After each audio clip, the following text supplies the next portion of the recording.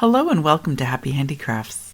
Today we are going to be doing lesson number 5 in our Brushwork series, which is practicing a pattern of all the previous brush forms we've learned so far. We're using the book Brushwork, Elementary Brush Forms by Marion Hudson. If you missed our first few lessons, I'll put a link to them below, along with brush and paint suggestions if you need them. Now before we start, if you're a homeschooling family, you'll want to check out the description for a link to the biggest list of homeschool handicrafts on the internet. Pause this video for a moment while you get that, and then let's get started. When you're ready, place a small pea-sized amount of paint onto your saucer and mix it with a small amount of water.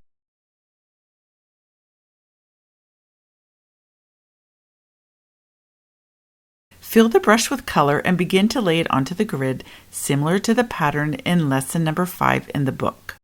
Now, if you have the 1-inch grid paper, like I do, the pattern in the book is going to be a little off, but don't worry, I've made a similar version. It's not exact, but it works, and it's what I'll be doing.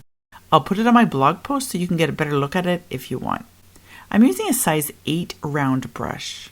I like it a little better than the size 6 we've been using because of the larger 1-inch grid paper, but you're welcome to use whichever one you like best.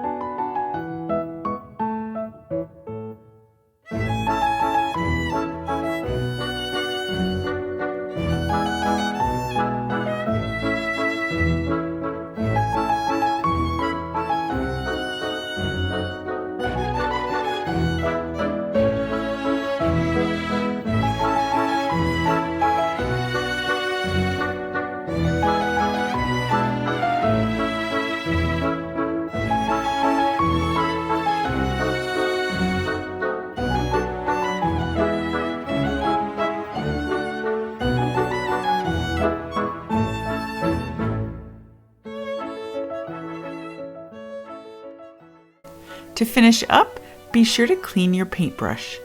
Swish it in a clean glass of water, adding soap if needed.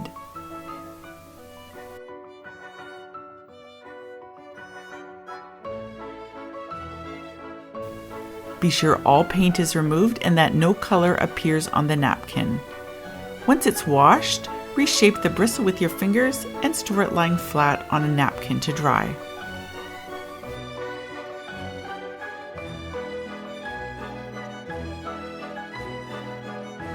And that's it for our 5th lesson in brushwork.